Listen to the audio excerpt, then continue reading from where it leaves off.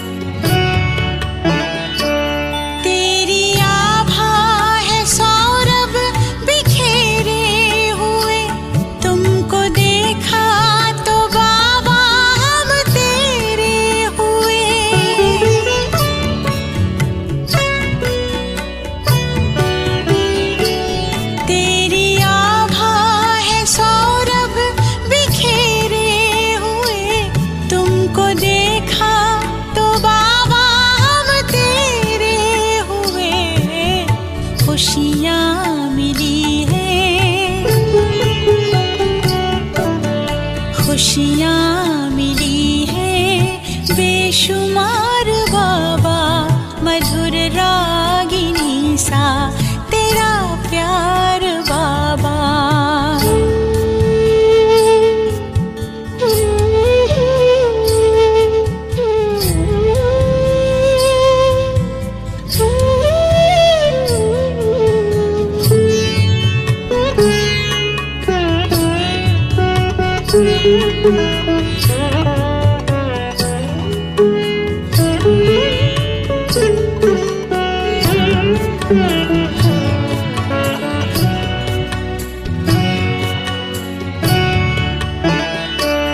जिंदगी सोने जैसी खरी हो गई, कैसी हम पे ये जादूगरी हो गई।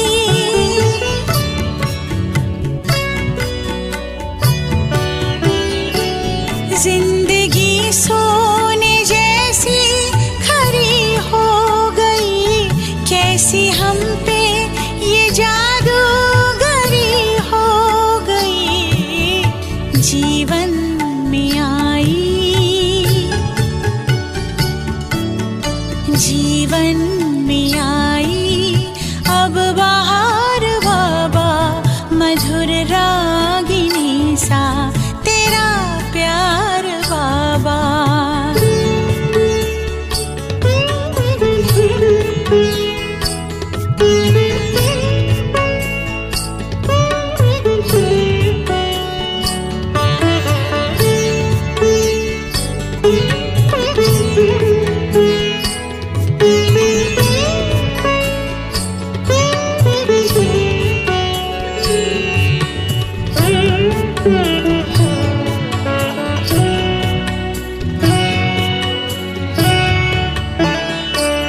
ज्ञान की पाई अनमोल हमने निधि, योग की तुमसे सीखी अनोखी विधि।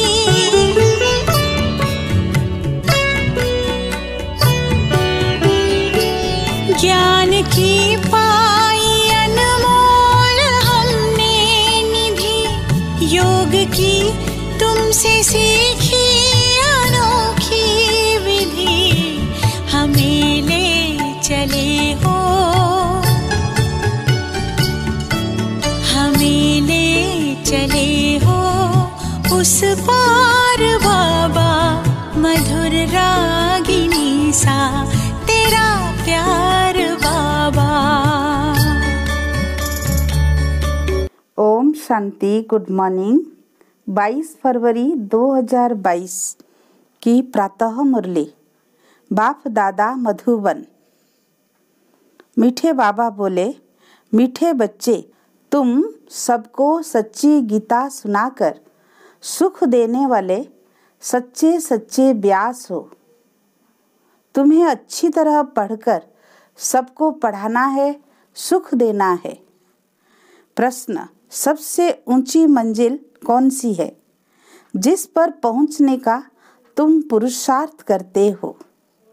उत्तर, अपने को अशरीरी समझना, इस देह अभिमान पर जीत पाना, यही ऊंची मंजिल है।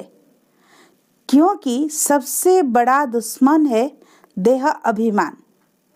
ऐसा पुरुषार्थ करना है जो अंत में बाप के सिवाय और कोई याद न आए।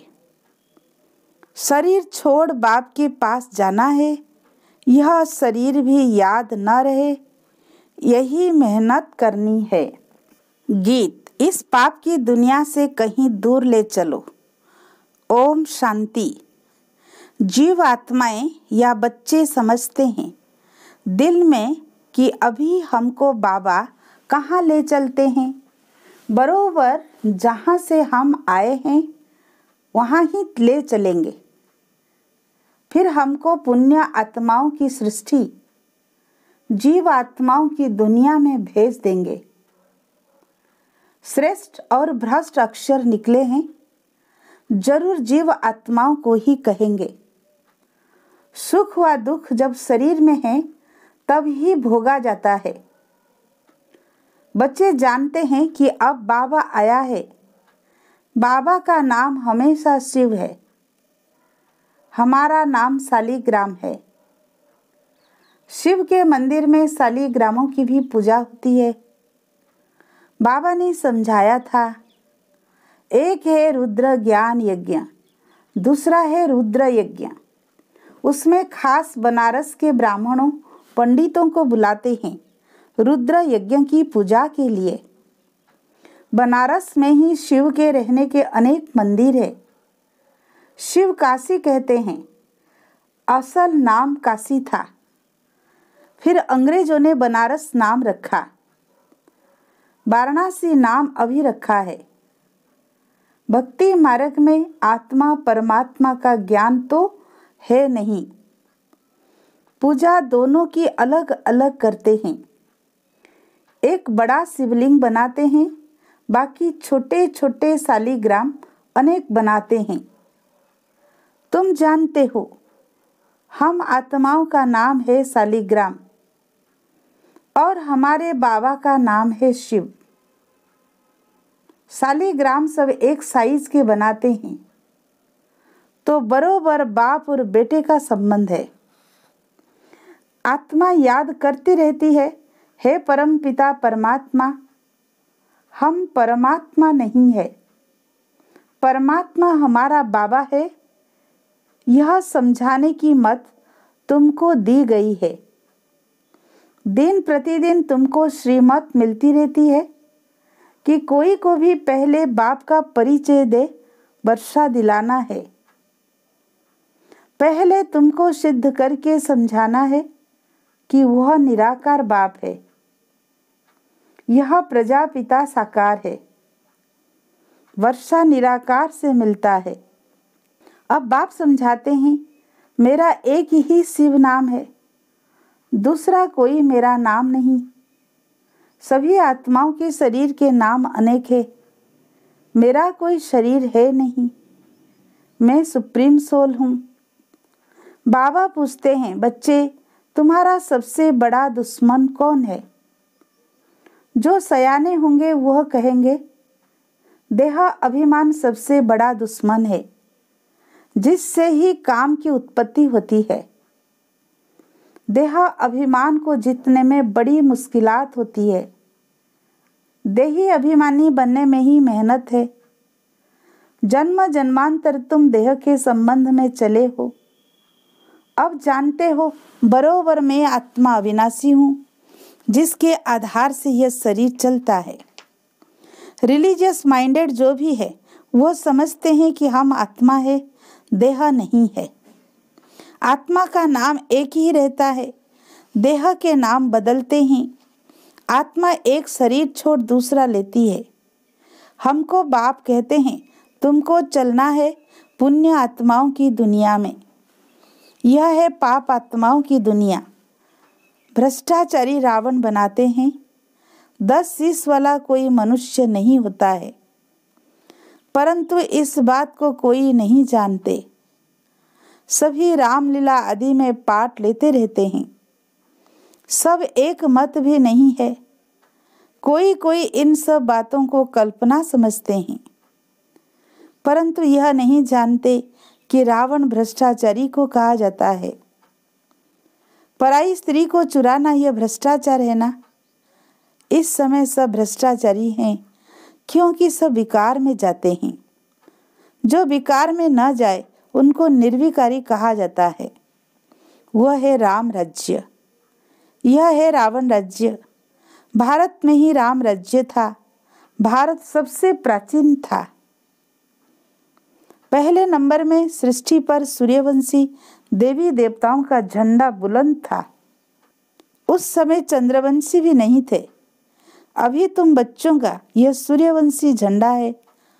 तुमको मंजिल का पता लगा है, फिर भूल जाते हो। स्कूल में बच्चा कभी एम ऑब्जेक्ट को भूल नहीं सकता। स्टूडेंट टीचर को व पढ़ाई को कभी भूल नहीं सकते। यहाँ फिर भूल जाते हैं। कितनी बड़ी पढ़ाई है।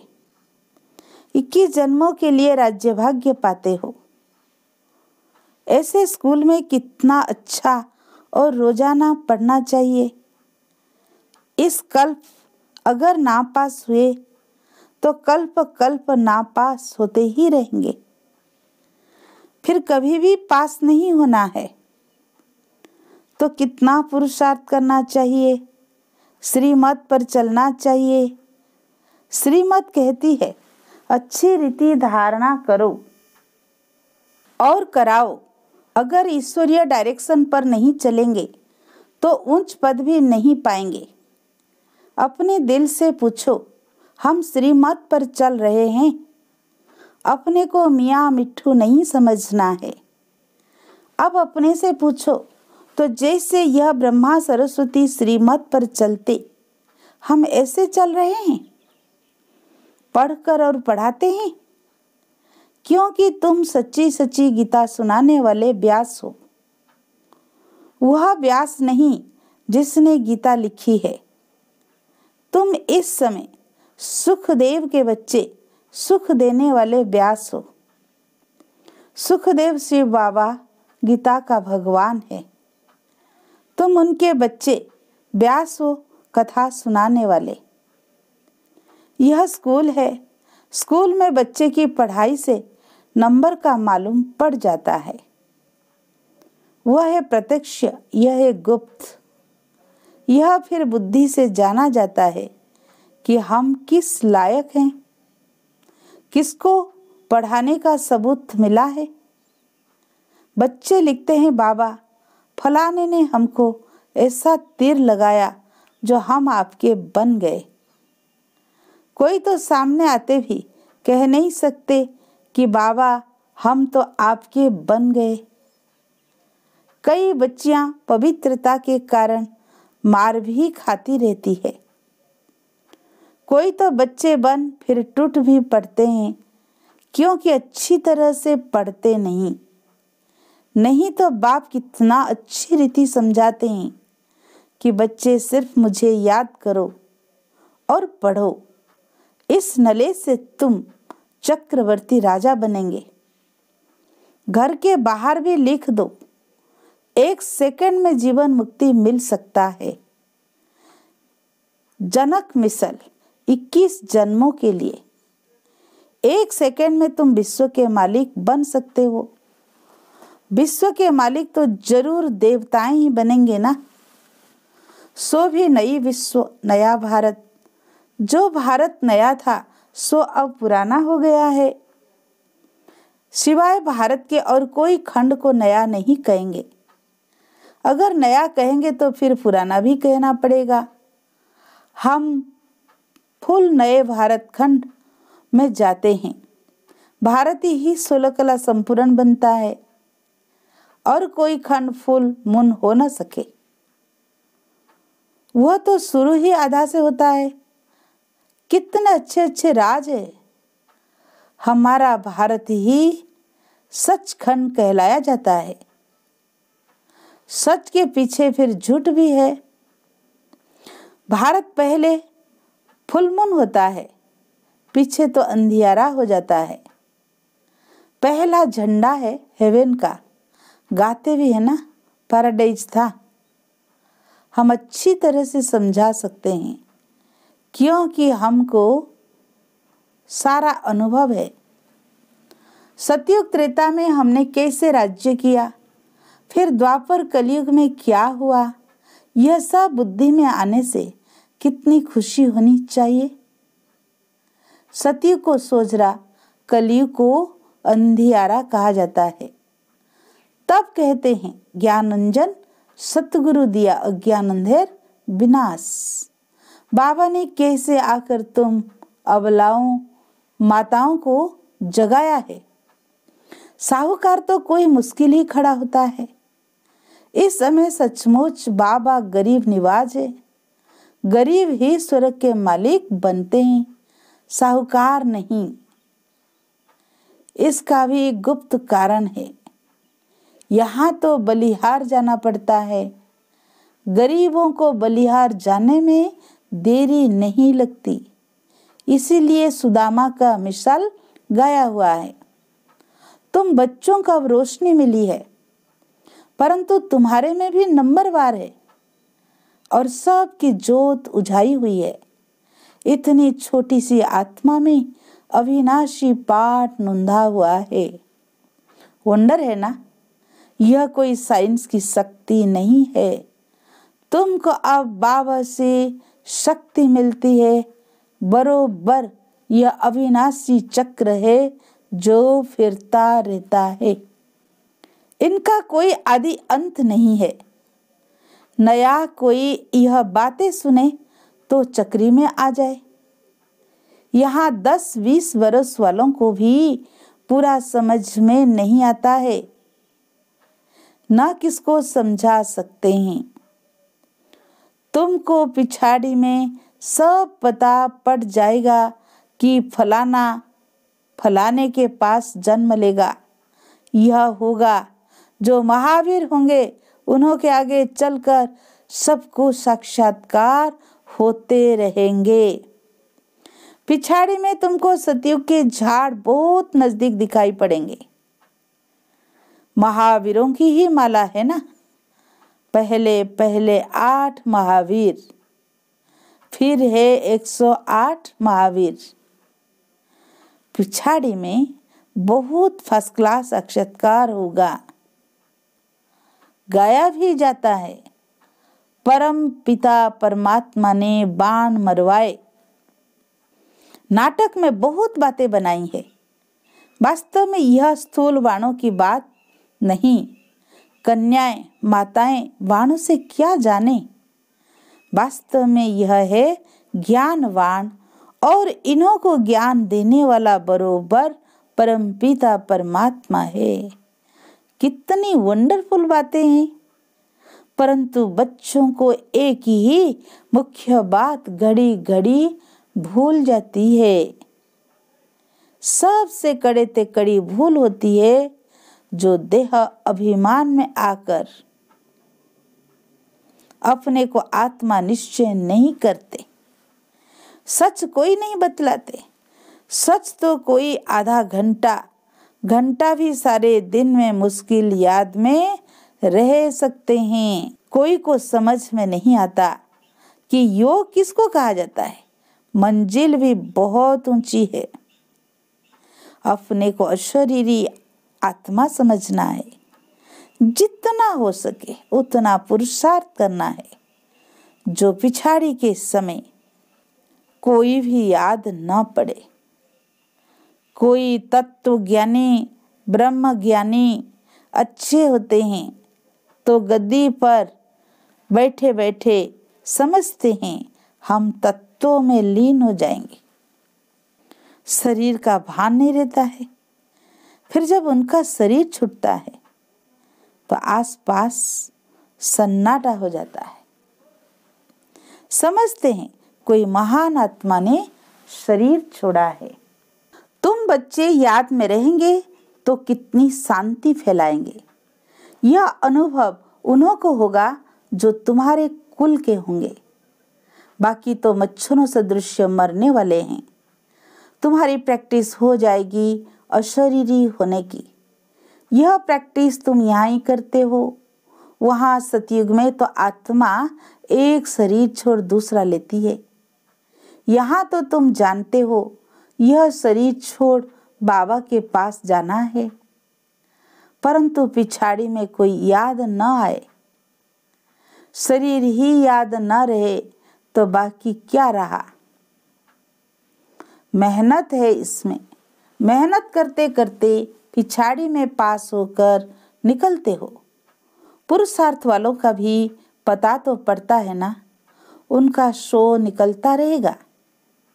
बांधेली गोपिकाएं पत्र ऐसे लिखती है जो कभी छुटेली भी नहीं लिखती। उन्हों को फुर्सत नहीं है। बांधेलिया समझती हैं शिव बाबा ने इन हाथों का लोन लिया है तो शिव बाबा का पत्र आएगा।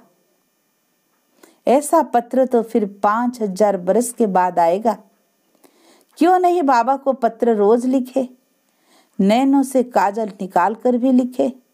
ऐसे ऐसे ख्यालात आएंगे और लिखती है बाबा मैं वही कल्प पहले वाली गोपिका हूँ। हम आपसे मिलेंगे भी जरूर, वर्षा भी जरूर लेंगे। योग बल है तो अपने को बंधन से छुड़ाती रहती है। फिर मोह भी किसमें कम ना रहे। चतुराई से समझाना है, अपने को बचाना है, तोड़ निभाने के लिए बड़ी कोशिश करनी है। माताएं समझती है हम पति को भी साथ ले चले।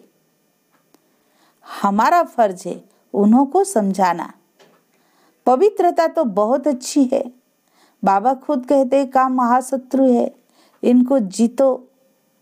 मुझे याद करो तो मैं तुमको स्वर्ग का मालिक बनाऊंगा।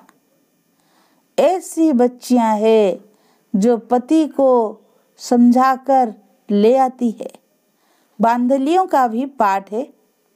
अबलाओं पर अत्याचार तो होते ही हैं। यह शास्त्रों में भी गायन है, कामेषु क्रोधेषु। कोई नई बात नहीं है। तुमको तो 21 जन्मों का वर्षा मिलता है, इसलिए थोड़ा कुछ सहन तो करना ही पड़ता है। अच्छा, मीठे मीठे सिकिल दे बच्चों प्रति माता पिता बाप दादा का याद प्यार और गुड मॉर्निंग। रूहानी बाप की रूहानी बच्चों को नमस्ते। हम रूहानी बच्चों की रूहानी बाप दादा को याद प्यार गुड मॉर्निंग नमस्ते नमस्ते।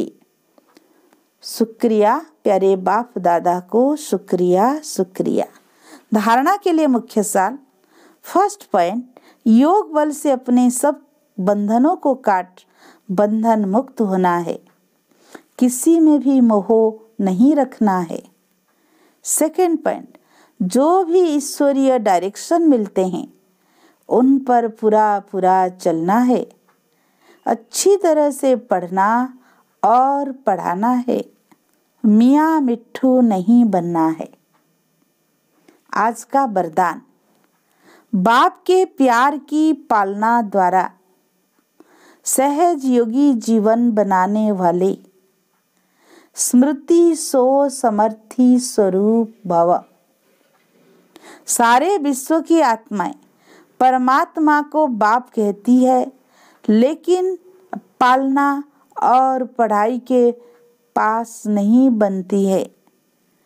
सारे कल्प में आप थोड़ी सी आत्माएं अभी ही इस भाग्य के पात्र बनती हो, तो इस पालना का प्रैक्टिकल स्वरूप है सहज योगी जीवन। बाप बच्चों की कोई भी मुश्किल बात देख नहीं सकते। बच्चे खुद ही सोच सोच कर मुश्किल बना देते हैं, लेकिन स्मृति स्वरूप के संस्कारों को इमर्ज करो तो सच्ची समर्थी हो जाएगी।